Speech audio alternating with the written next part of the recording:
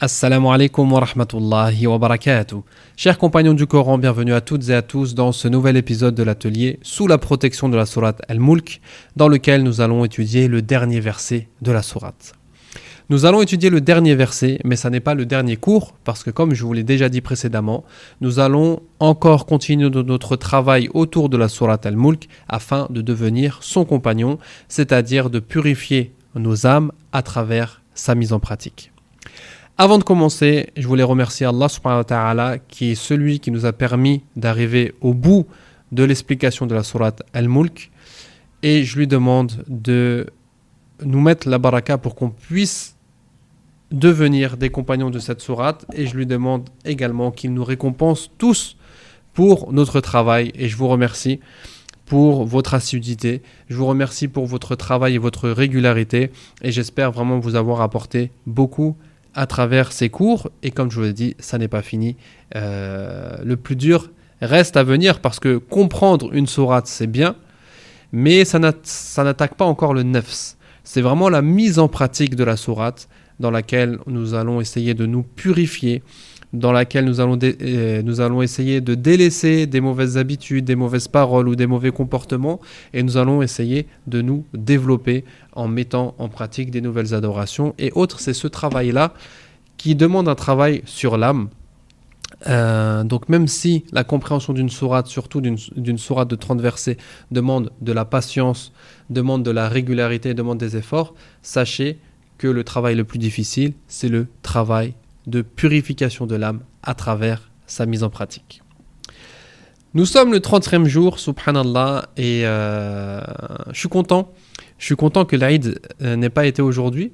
Ça nous permet de terminer l'étude de cette sourate-là et de ne pas vous partager un épisode alors qu'on est occupé par autre chose. Alhamdulillahi Rabbil Alamin, vraiment je remercie Allah subhanahu wa ta'ala de nous avoir permis d'aller au bout de ce tafsir, et comme je vous ai dit, le travail n'est pas fini. On commence l'explication du dernier verset de la conclusion de la sourate Al-Mulk. Bismillahi walhamdulillah wassalatu wassalamu ala rasulillah. Fayaqulu Allahu ta'ala A'udhu billahi minash shaytanir rajim. قل أرأيتم إن أصبح ماؤكم غورا فمن يأتيكم بماء معين. Dis, avez-vous vu, si votre eau était absorbée au plus profond de la terre, qui donc vous apporterait de l'eau de source? Dans ce dernier verset, Allah subhanahu wa ta'ala pose à travers le prophète sallallahu alayhi wa sallam une dernière question afin d'inviter une dernière fois les polythéistes à la réflexion. Par cette question, il les projette et il nous projette dans un scénario catastrophe, celui dans lequel l'élément essentiel à la vie, l'eau, disparaîtrait. L'eau, qui est ce bienfait incroyable par lequel Allah subhanahu wa ta'ala donne vie à toute chose, imaginez-vous si cet élément disparaissait. Comment on pourrait faire pour aller le chercher, et qui d'autre qu'Allah subhanahu wa ta'ala pourrait nous apporter l'eau? Personne d'autre.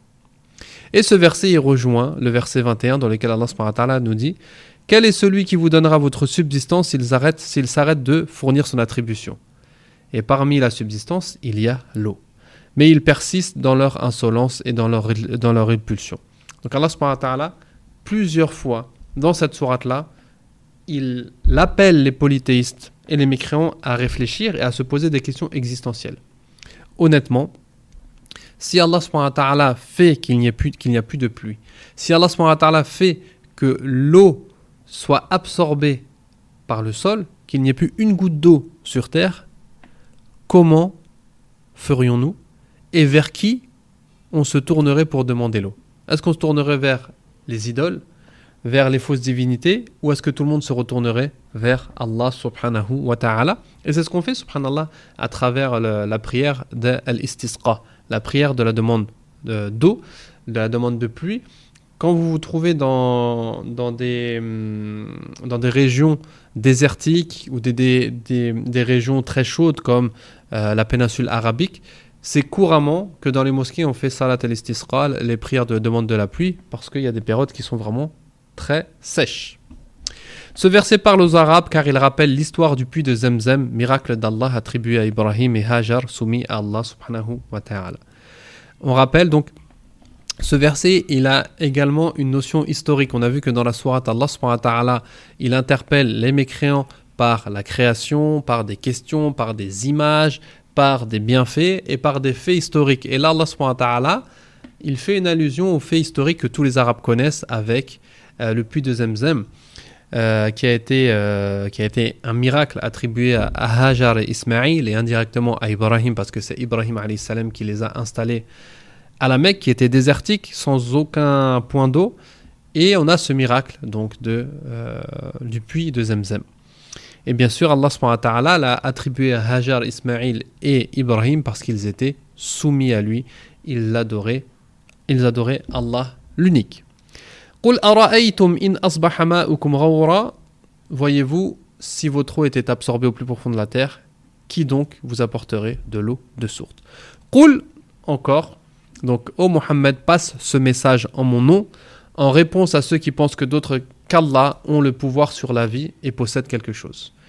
On se rappelle, cette sourate nous parle du pouvoir absolu d'Allah subhanahu wa ta'ala et surtout de la possession absolue d'Allah subhanahu wa ta'ala. Allah possède tout, Allah est celui qui a tout et qui fait ce qu'il veut.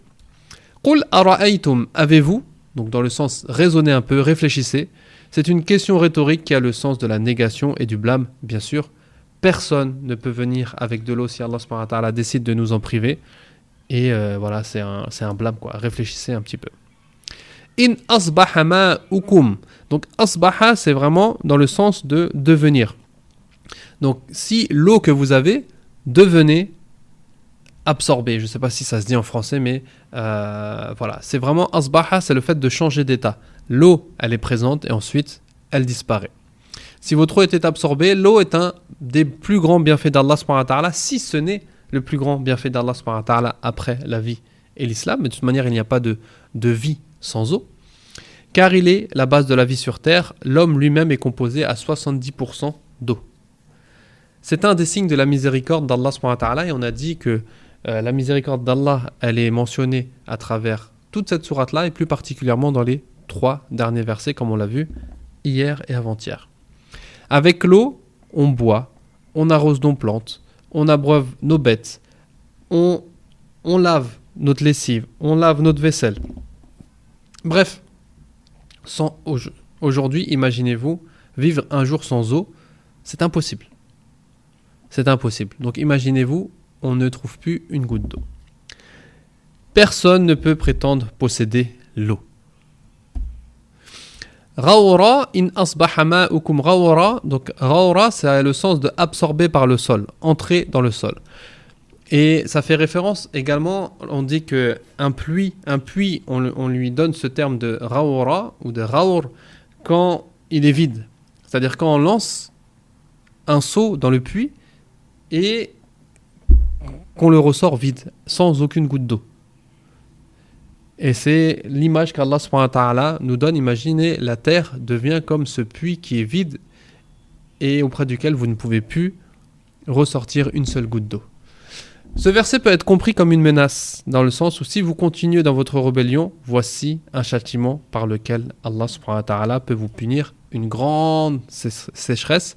Et d'ailleurs, c'est un des signes de la fin des temps. Il y aura une grande sécheresse qui va apparaître dans le monde avant la venue de Dajjal. Dajjal, il va jouer de ça pour pouvoir prétendre la divinité ou la seigneurie.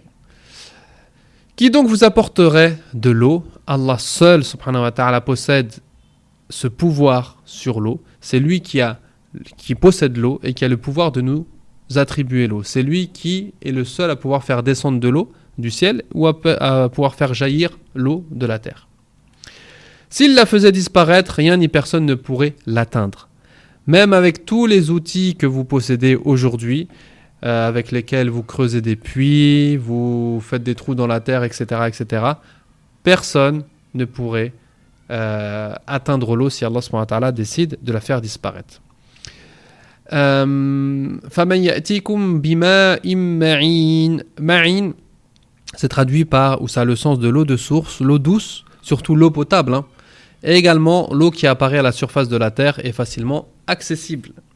C'est le contraire de Raoura. Raoura, c'est le fait d'être absorbé, et Ma'in, c'est le fait d'être une eau qui est accessible, qui est à la surface de la terre, mais surtout qui est, dont on peut profiter.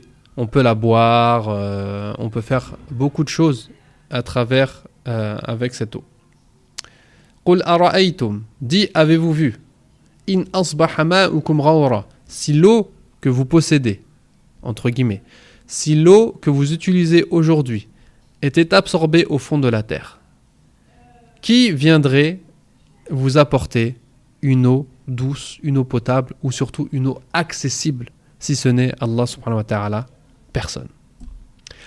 À travers ce verset-là, on a terminé l'explication de sourate Al-Mulk et on a quelques leçons, bien sûr, comme d'habitude. Donc Allah subhanahu wa ta'ala a le pouvoir sur l'eau, c'est le seul qui a le pouvoir sur l'eau, donc c'est le seul qui a le pouvoir sur la vie. Et comme dans le début de la sourate, Allah subhanahu wa ta'ala, il dit Alladhi khalaqal mawta wal hayat, celui qui a créé la mort et la vie. Et Allah subhanahu wa ta'ala a créé la vie avec l'eau. Donc il y a vraiment un rapport entre le début de la sourate et la fin de la sourate également. Ces deux versets-là, ils nous renvoient au fait qu'Allah subhanahu wa ta'ala possède tout et que l'homme ne possède rien du tout. L'eau est un signe de la miséricorde d'Allah. Elle est source de toute bénédiction en ce bas monde. Et si Allah retire l'eau, c'est toute bénédiction qui va se retirer également. Allah possède tout, contrairement à l'homme qui ne possède même pas ce dont il a besoin pour vivre. L'homme, il a besoin d'eau pour vivre. Et même cette chose essentielle à sa vie, l'homme n'a aucune puissance dessus, aucun pouvoir dessus, subhanallah. Il faut qu'on pense à remercier Allah subhanahu wa ta'ala pour ce bienfait qui est l'eau, parce qu'on peut tomber dans l'ingratitude. Et le prophète sallallahu alayhi wa sallam, dans plusieurs hadiths, il nous donne l'importance de ce bienfait qui est l'eau. Et il nous rappelle également qu'on sera questionné à propos de l'eau et notamment de notre utilisation. Attention au gaspillage. L'importance de prendre soin de ce que nous avons, donc attention au gaspillage comme vous avez, prendre soin de l'eau pour pouvoir avoir la baraka dans ce bienfait, et l'importance de placer notre confiance en Allah subhanahu wa ta'ala, lui seul, qui peut nous apporter l'eau. Dans le prochain épisode qui sortira mardi prochain, Inch'Allah, à 8h du matin, on reprend les bonnes habitudes et les horaires que l'on avait avant le Ramadan. Il y aura un résumé de la sourate et avec une idée de mise en pratique. Et d'ailleurs, je vous demande de réfléchir dès maintenant et de partager vos avis en commentaire en répondant à cette question. De ce que j'ai compris, qu'est-ce que je dois mettre en pratique? À votre avis, d'après ce que vous avez compris de la sourate Al-Mulk, qu'est-ce que vous devez mettre en pratique? Je veux une seule phrase.